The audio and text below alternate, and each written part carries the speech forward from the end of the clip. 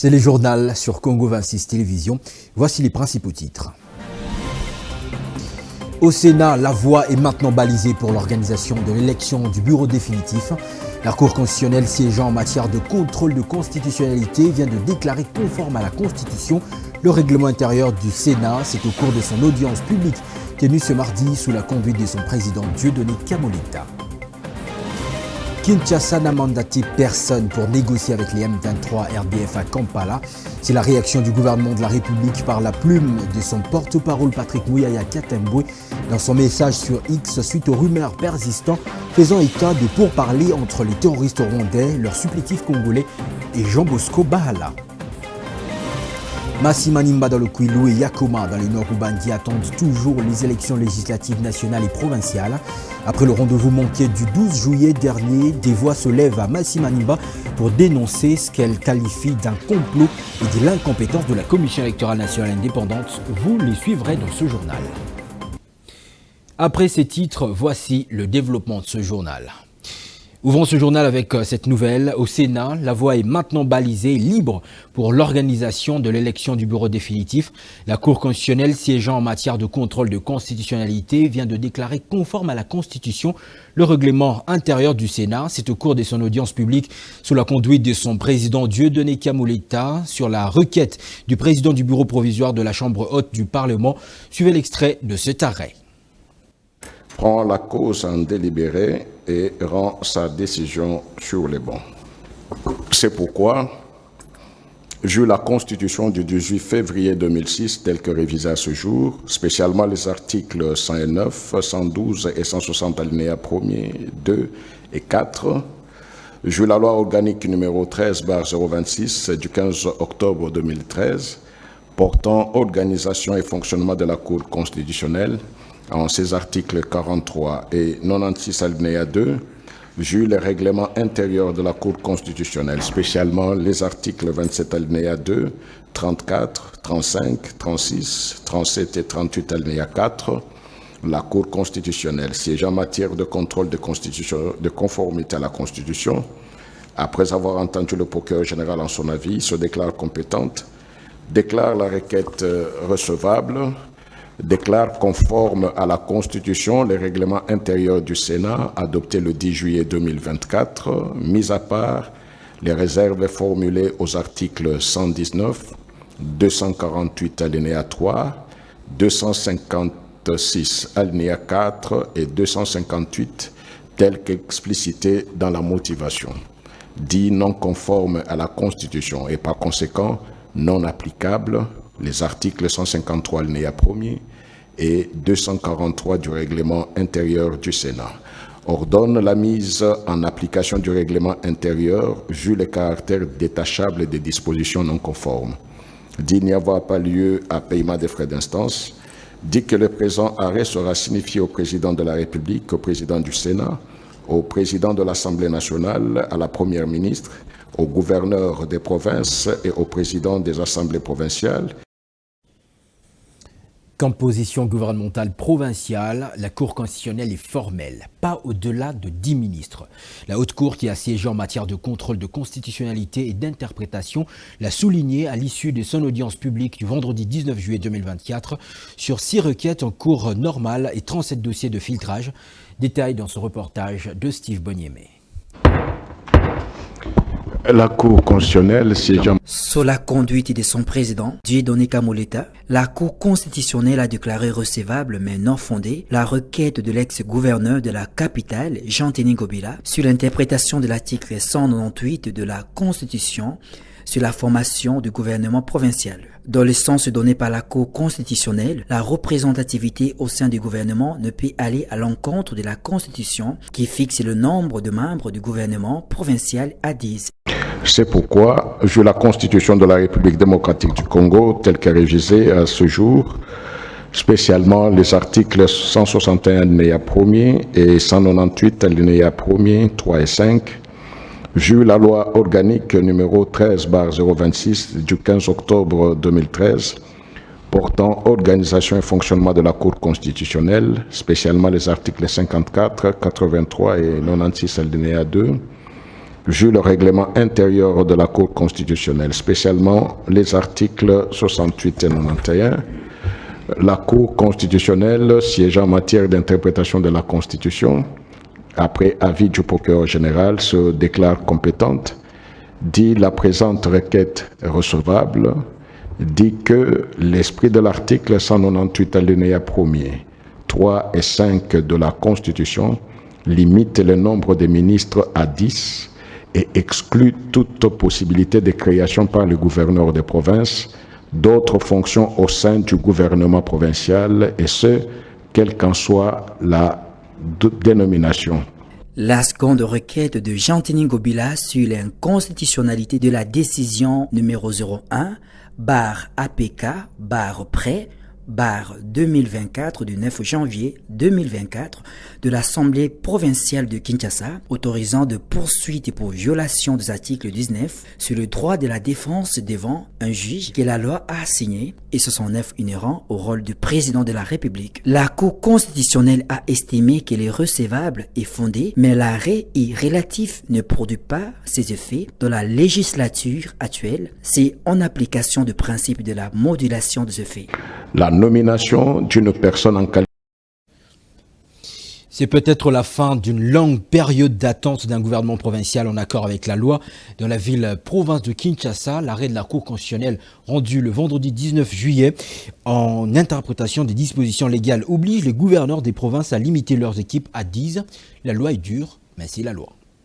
Décidément, par cet arrêt de la Cour constitutionnelle, l'étau se resserre désormais autour du gouverneur de la ville-province de Kinshasa, Daniel Bumba Lubaki, accusé d'avoir violé la loi en composant une équipe de 20 membres, dont 10 ministres provinciaux et 10 commissaires généraux.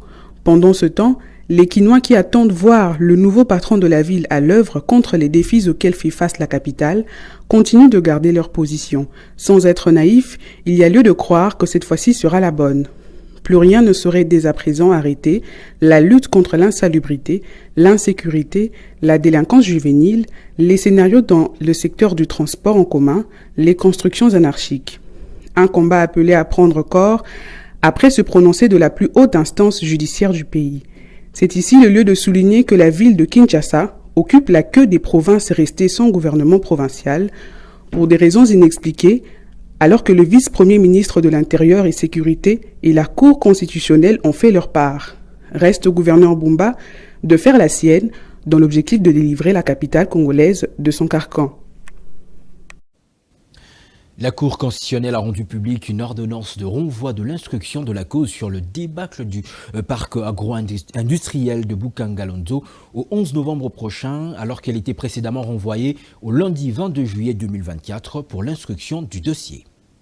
C'est le troisième report du procès Bukangalonzo impliquant l'ancien Premier ministre Matata Ponyo. Ce nouveau report est motivé par la demande de renvoi sollicitée par le Sud-Africain Christo Stéphanos pour des raisons de santé, mais aussi par les changements à venir dans la composition de membres de la Cour constitutionnelle. L'annonce de ces énièmes rendez-vous a été faite par le président de cette haute cour, Dieudonné Kamoleta. Rappelons que Matata Ponyo, l'homme d'affaires sud-africain Christo Stéphanos et l'ancien gouverneur de la BCC, Deogracias Mutombo, sont accusés des détournements de plus de 115 millions de dollars à travers des avantages financiers indus de surfacturation, création de sociétés d'écran, ainsi que de détournement de procédures administratives. Matata Ponyo et Mutombo sont également accusés d'avoir omis de verser 89 millions de dollars destinés à la construction du marché international de Kinshasa. Ces reports offrent une opportunité pour de nouveaux éléments de preuve ou de témoignages inattendus avec influence sur le verdict final. Les révélations malencontreuses de Stani Boujakira sur les conditions carcérales à la prison centrale de Kinshasa surprennent. Dans une vidéo, cet ancien détenu étale sans retenue les conditions au CPRK, oubliant l'enfer de la prison des Rouéguéry à Kigali, où la situation est bien pire autant, sans omettre le célèbre Guantanamo. Plusieurs prisons dans le monde sont loin d'accorder hospitalité et aisance à leurs occupants. Situation certes peu encourageante, mais l'on ne peut nier cette réalité. Partons du célèbre Guantanamo, avec des conditions cruelles au Sénégal où les détenus du camp pénal Liberté 6 à Dakar ont entamé ce vendredi 19 juillet une grève de la faim en passant par l'enfer Ruangeri de Kigali ou par précarité, manque d'eau, de nourriture, en plus surpeuplés et dépourvus de soins de santé appropriés. Certains détenus en sont arrivés à manger de la chair humaine. Et pire encore, le traitement sauvage caractérisé par des tortures meurtrières. Force est de constater que le centre pénitentiaire et de rééducation de Kinshasa n'est pas l'enfer en matière carcérale en Afrique et au monde, et pas non plus une raison de plus pour les ennemis de la République sous impulsion des forces obscures derrière le Rwanda de clouer davantage la nation congolaise et ralentir son élan de redressement. En réaction à ces propos malencontreux, ponctués d'une campagne médiatique salissant un pays déjà agressé, le ministre de la Justice Constant Mutamba a dans un tweet assuré que le gouvernement congolais n'a pas attendu ces bris de mouches sortis des vieilles images pour entamer les processus de désengorgement et de réhabilitation de la prison centrale de Makala, dans la capitale Kinshasa. Après un rendez-vous manqué le 12 juillet dernier pour les élections législatives nationales et provinciales dans les territoires de Masimanimba au Kwilu et Yakoma au nord Ubangi, le sort de ces deux provinces dont l'exécutif n'ont pas toujours été renouvelé n'est toujours pas connu. Dans la cité de Masimanimba, les voix se lèvent pour crier au complot contre leur territoire. Certaines voix parlent de l'incompétence de la Commission électorale nationale. Ils sont au micro d'Armand Bouka. Les agents plutôt de la CENI qui étaient arrêtés ici à Masimanimba, soi-disant ils étaient complotés pour les élections de Masimanimba. Mais ces agents-là de la CENI sont libérés. Aujourd'hui, il n'y a aucune preuve qui prouve qu'à Masimanimba, suffisamment il y avait ce qui a été passé, qui a été dit au niveau de la CENI. Ces agents ont été libérés, il n'y a pas de preuves, il n'y a pas des sources fiables qui peuvent dire qu'à Masimanimba, il y avait ça, il y avait ça. On se pose la même question. Qu'est-ce qui fait qu'il y avait partout, on a cité les noms des gens. D'abord, les noms des gens, on n'a pas compris pourquoi ces gens ont été cités. Deuxièmement, les gens à qui ils avaient dit que non, c'est à cause de ces gens-là, la justice les a complètement libérés. Donc, le dossier est complètement vide. Jusqu'à ce jour, nous ne comprenons pas ce qui s'est passé. Nous trouvons qu'il y avait quelque part l'incompétence au niveau de la CENI. À Kinshasa, c'était plus pire qu'ici à Masimanimba. Partout ailleurs, même à Mbujimaï, Kananga, partout, on avait tous les mêmes problèmes. Mais qu'est-ce qui fait qu'il n'y a que Masimanimba qui se fait pénir? C'est la raison pour laquelle on se pose la question de savoir pourquoi la CENI a-t-elle joué de tels coups pour Masimanimba. C'est quelque part, on voit qu'il y a l'incompétence. La CENI est incompétence. On ne peut pas passer outre.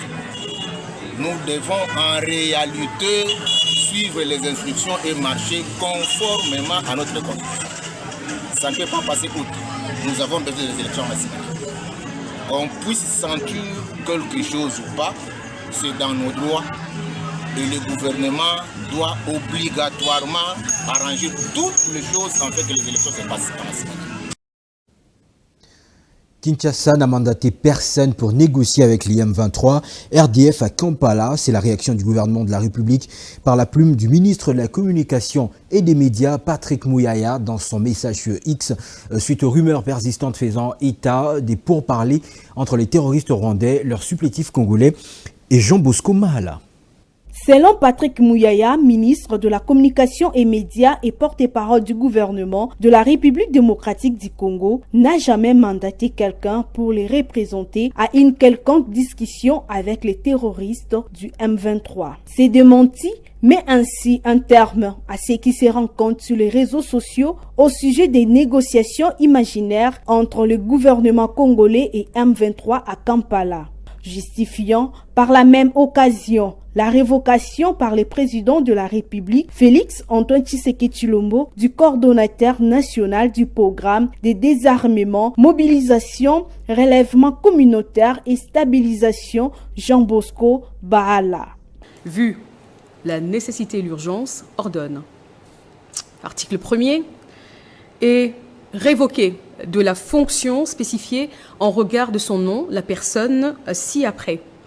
Messieurs Bahala Okwibale Loucheke Jean Bosco, coordonnateur national du programme de désarmement, démobilisation, relèvement communautaire et stabilisation. Article 2, sont abrogées toutes les dispositions antérieures contraires à la présente ordonnance, nommant la personne précitée à la fonction spécifiée en regard de son nom. Article 3, la première ministre, le vice-premier ministre de la Défense nationale et ancien combattant, ainsi que le directeur de cabinet du président de la République sont chargés, chacun, en ce qui le concerne, de l'exécution de la présente ordonnance qui sort ses effets à la date de sa signature. Fait à Kinshasa le 22 juillet 2024, Félix-Antoine Tshisekedi Tshilombo, président de la République, Judith Suminwa Tuluka, première ministre, pour copie certifiée conforme à l'original le 22 juillet 2024, le cabinet du président de la République, Anthony Kinzo Kamole. L'intéressé s'est trouvé en Ouganda sans l'accord des autorités, suscitant des commentaires de tous bords. Tel que voulu par Washington, la trêve humanitaire est prolongée dans la partie est de la RDC, où les FARDC font face à l'armée rwandaise. Jusqu'où y aura cette trêve sans contenu social interne ou externe? Réponse avec Ebenezer Bwanga. Au front militaire, il est observé un calme précaire dans la province du Nord Kivu.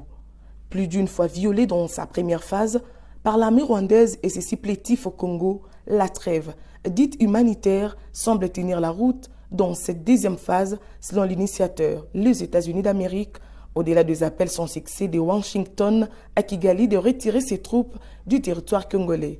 Washington, qui connaît les niveaux de massacres perpétrés par l'armée rwandaise en République démocratique du Congo, voudrait aller jusqu'où avec sa trêve dite humanitaire? C'est la question qui turlupine la cervelle de plusieurs Congolais avertis. Au regard des dégâts humanitaires causés lors des dernières offensives de l'armée rwandaise, l'urgence s'impose pour mobiliser l'assistance interne et externe en faveur des Congolais déplacés de toutes ces guerres bien entretenues afin de rendre cette trêve réellement humanitaire et là de manière catastrophique. Au-delà d'1 million d'euros de l'Union européenne, le gouvernement doit agir à travers le ministère des Affaires sociales, Solidarité et Action humanitaire. Les organisations non gouvernementales étrangères doivent justifier les fonds qu'elles reçoivent à travers des actions palpables sans publicité médiatique. Renforcer le mariage civilo-militaire et encourager le troupes engagées sur les lignes des fronts contre les ADF et l'armée rwandaise. C'est l'une des missions du numéro 2 de l'armée congolaise dans le Grand Nord Kivu. Notre correspondant dans le Grand Nord, Bontou Kambali Kapanza, revient sur la tournée dans les frontières, dans les territoires de Lubero et Beni. En séjour dans le Grand Nord de la province du Nord Kivu, le lieutenant-général Ichaligon Jandourou Jacques, chef d'état-major des FARDC adjoint en charge des opérations et renseignements, consulte des couches sociales et des troupes de la défense nationale. Outre les dialogues pour renforcer les mariages civilo-militaires, le numéro 2 des FARDC véhicule les messages de l'Union pour vaincre l'ennemi qui veut conquérir des terres dans la partie Est.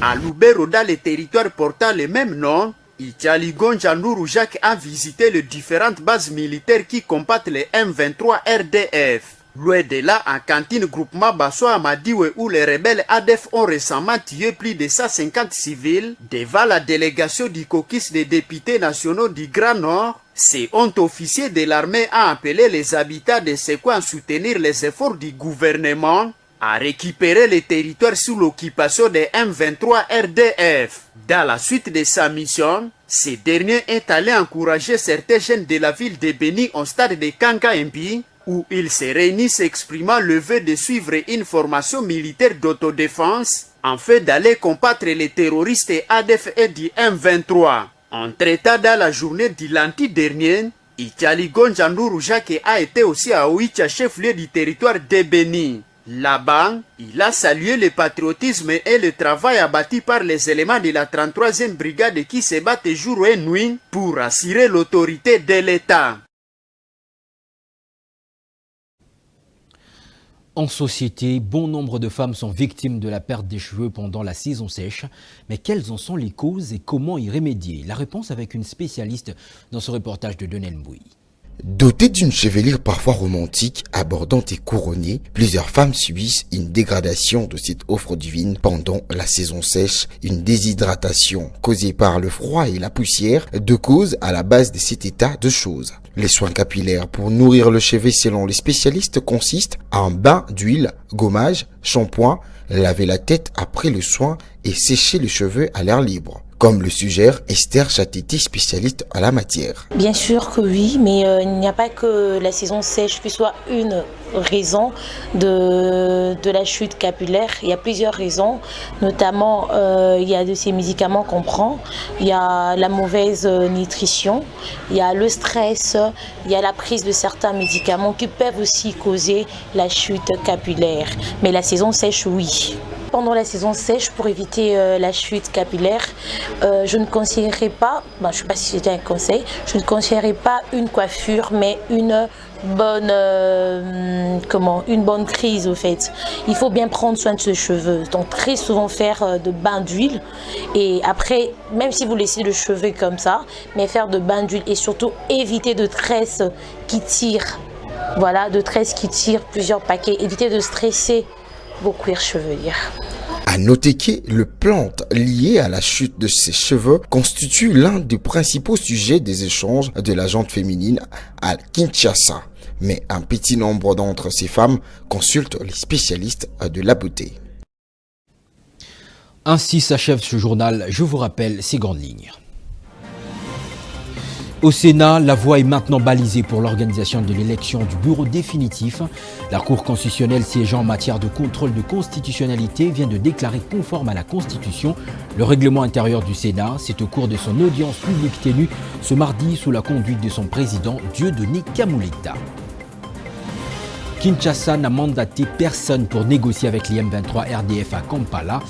La réaction du gouvernement de la République par la plume de son porte-parole Patrick Muyaya Katembwe dans son message sur X suite aux rumeurs persistantes faisant état des pourparlers entre les terroristes rwandais, leur supplétif congolais et Jean Bosco Bahala. Masimanimba dans le Kwilu et Yakoma dans le nord Ubangi attendent toujours les élections législatives nationales et provinciales. Après le rendez-vous manqué du 12 juillet dernier, des voix se lèvent à Masimanimba pour dénoncer ce qu'elle qualifie d'un complot et de l'incompétence de la Commission électorale nationale indépendante. Bonne suite de programmes sur la chaîne de l'Unité nationale Congo 26 Télévision. À très bientôt.